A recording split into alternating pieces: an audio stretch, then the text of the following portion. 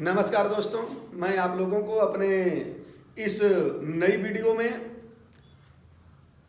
Nothing but के use के बारे में बताने जा रहा हूं, जिससे आप लोगों को अंग्रेजी सीखने में, बोलने में बहुत ही मदद मिलेगी। तो जानते हैं हम सबसे पहले कि नथिंग बट का यूज होता कहाँ है।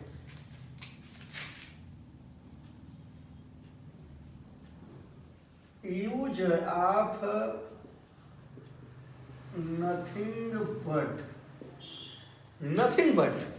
बट का हम यूज करते कहाँ, हम ये सबसे पहले जानेंगे। जब जानेंगे कि नथिंग बट का यूज कहाँ करते हैं, तभी तो वाक्य हम अंग्रेजी में ट्रांसलेट कर पाएंगे। नथिंग बट का मतलब होता है किसी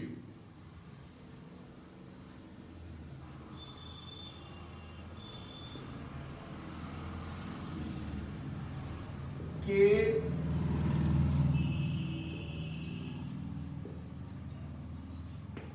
सिवाय कुछ भी नहीं। किसी के सिवाय कुछ भी नहीं। इसका मतलब ये होता है, किसी के सिवाय कुछ भी नहीं का मतलब कि अगर किसी भी जगह कोई एक वर्ग या जाति के जो लोग हैं या कोई चीज है, अगर वह है तो वहां पर दूसरी चीज मौजूद नहीं होती। जैसे कोई कहेगा इस तालाब में पानी ही पानी है, या इस तालाब में चारों तरफ पानी ही है, यानी इस तालाब में चारों तरफ पानी है, पानी के सिवाय कुछ भी नहीं है। इस कुएं में मेढक ही मेढक हैं, यानी कि इस कुएं में केवल मेढक है, मेढक के सिवाय कुछ भी नहीं है। इस जंगल में जानवर ही जानवर हैं, तो इस जंगल में केवल जानवर हैं, जानवर के सिवाय कुछ भी नहीं है, यानी किसी के सिवाय कुछ भी नहीं है। इसका मतलब कि किसी भी जगह कोई एक ही वर्ग या जाति के जो लोग हैं, उनके सिवाय वहां पर कुछ भी नहीं है। तो ऐसे वाक्यों में हम नीड नॉट, ऐसे वाक्यों में हम नथिंग बट का यूज करते हैं। देखिए, हम वाक्य से जानेंगे। जब हिंदी वाक्य का अंग्रेजी में जब रूपांतरण करेंगे तो नथिंग बट वाले वाक्य को कैसे अंग्रेजी में बनाएंगे, देखिए आप लोग एग्जाम्पल के माध्यम से।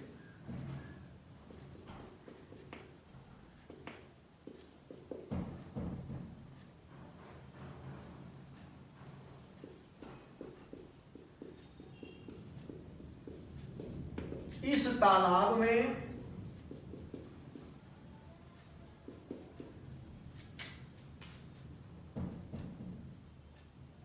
पानी ही पानी है।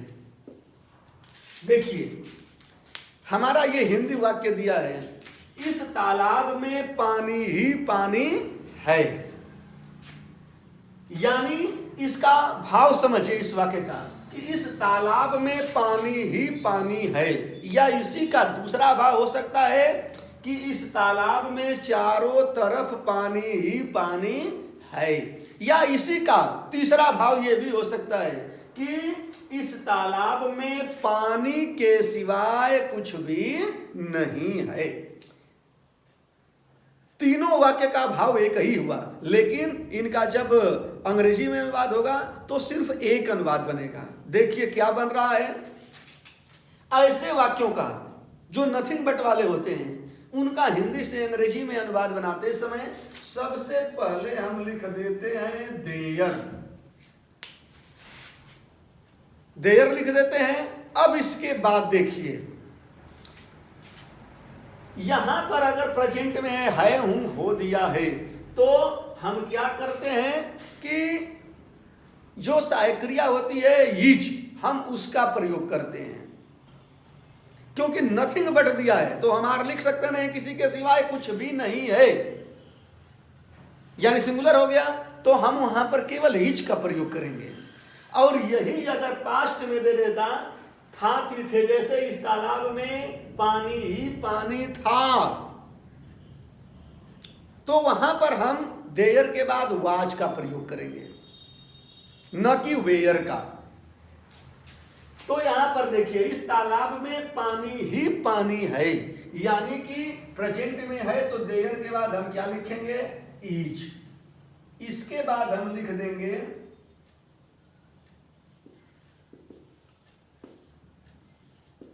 Nothing but. अब नथिंग बट के बाद लिखेंगे जो मौजूद है, यानी कि तालाब में क्या है, पानी ही पानी है, यानी पानी है। तो पानी का प्लूरल तो होता नहीं है, केवल हम लिख देंगे वाटर। ये नहीं कि पानी ही पानी है, वाटर्स कर देंगे। वाटर का प्लूरल होता नहीं है, क्योंकि वाटर मटेरियल नाउन होता है और मटेरियल नाउन का प्लूरल बनता नहीं है। There is nothing but water, पानी के सिवाय कुछ भी नहीं है इस तालाब में। क्या बन जाएगा, इन दिस पोंड। करा इस तालाब में पानी ही पानी है, या इसी का दूसरा रूप होगा इस तालाब में पानी के सिवाय कुछ भी नहीं है, या इसी का तीसरा रूप होगा इस तालाब में चारों तरफ पानी ही पानी है। कैसे बना हमारा, सबसे पहले ऐसे वाक्यों का अनुवाद बनाते समय लिखेंगे देयर। इसके बाद आप लोगों को बताएं कि यदि प्रेजेंट में होगा तो इज और पास्ट में होगा तो हुआ। प्रेजेंट में हमने यहां पर लिखा इज, इसके बाद नथिंग बट, इसके बाद जो चीज मौजूद है, क्या मौजूद है तालाब में, पानी, तो हमने लिखा वाटर इस तालाब में, इन दिस पोंड।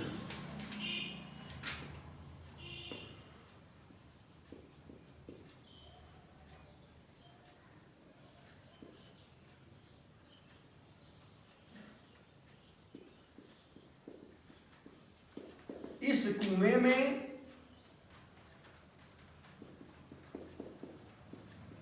चारों तरफ मेढक ही मेढक हैं। इस कुएं में चारों तरफ मेढक ही मेढक हैं, यानी कि इस कुएं में मेढक के सिवाय कुछ भी नहीं है। नथिंग बट का यूज होगा। सबसे पहले हम लिखेंगे देयर, फिर इसके बाद जानते हैं आप लोग प्रेजेंट में रहेगा, क्या लिख देंगे हम, इज। इसके बाद क्या लिखेंगे, इसके बाद लिखेंगे एकदम नियम पे चलिए, नथिंग बट। इसके बाद हम लिखेंगे इस कुएं में चारों तरफ मेढक ही मेढक है, यानी जिसके सिवाय कुछ भी ना हो, तो किसके सिवाय कुछ भी नहीं है, मेढक के सिवाय, यानी मेढकों के सिवाय। इसका प्लूरल बनता है, क्या करिए, तो मेढक ही मेढक है, क्या हो जाएगा, फ्रॉक्स। तो there is nothing but frogs, यानी मेढकों के सिवाय कुछ भी नहीं है। कहां, इस कुएं में, क्या बन जाएगा, इन दिस वेल, यानी कि इस कुएं में चारों तरफ मेढक ही मेढक हैं।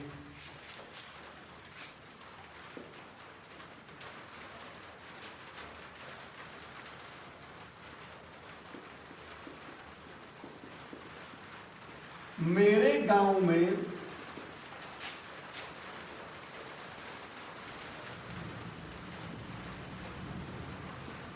आवारा लड़कों के सिवाय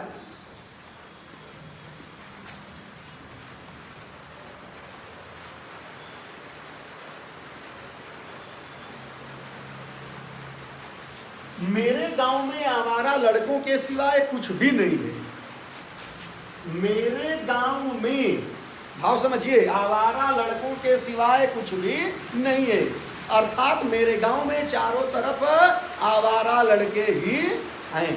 कैसे बनाएंगे, सबसे पहले हम लिख देंगे देयर, फिर क्या हो जाएगा, ईच, फिर क्या लिख देंगे, नियम पे चलेंगे, नथिंग बट, फिर इसके बाद हम लिख देंगे किसके सिवाय कुछ भी नहीं है, लड़कों के सिवाय, यानी क्या बन जाएगा, बॉयज नहीं, आवारा लड़कों। आवारा लड़कों का मतलब हो जाएगा वांडरर बॉयज। मेरे गांव में क्या बन जाएगा, इन माई विलेज, या मेरे गांव में आवारा लड़कों के सिवाय कुछ भी नहीं है। तो there is nothing but wanderer boys in my village.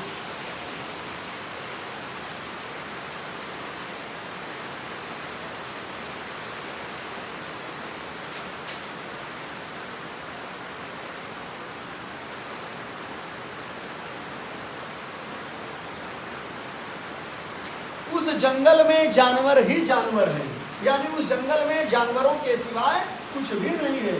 क्या बना देंगे? देयर इज, फिर क्या लिख देंगे? नथिंग बट, किसके सिवाय कुछ भी नहीं है? जानवरों के सिवाय। एनिमल्स उस जंगल में की अंग्रेजी क्या हो जाएगी? In that forest. There is nothing but animals, यानी जानवरों के सिवाय कुछ भी नहीं है। इन दैट फॉरेस्ट का मतलब उस जंगल में।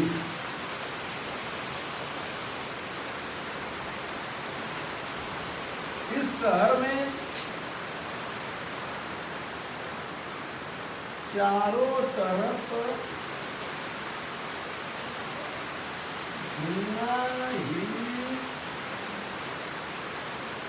धुआं है। इस शहर में चारों तरफ धुआं ही धुआं है, यानी इस शहर में धुआं के सिवाय कुछ भी नहीं है। कैसे बना देंगे?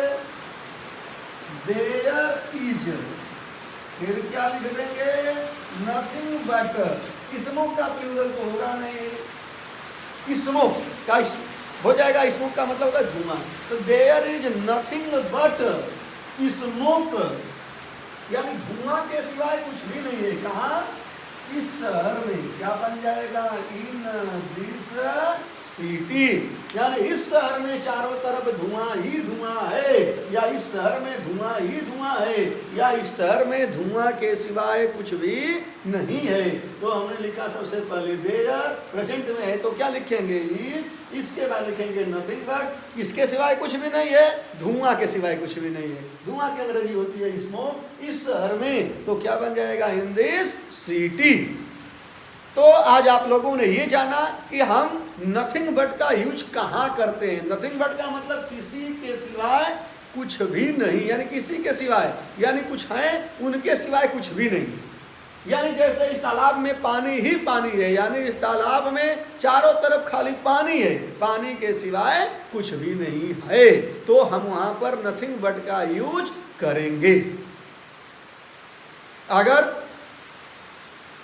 आप लोग, हमने केवल 5 एग्जाम्पल पढ़ाया है, घर पर अगर मेहनत करेंगे, इसे 10 हिंदी वाक्य लिखिए, 20 वाक्य लिखिए, 30 वाक्य लिखिए, फिर उसका अंग्रेजी में आप रूपांतरण करिए, तब आपको अंग्रेजी बढ़िया से आएगी। आप अंग्रेजी में बोल लेंगे, शुद्ध शुद्ध एकदम बोल लेंगे, यदि आप घर पर मेहनत करेंगे तो हमने 5 वाक्य पढ़ाया, आप कम से कम 30 वाक्य 40 वाक्य हिंदी में इसका बनाइए, हिंदी से फिर अंग्रेजी में रूपांतरण करिए।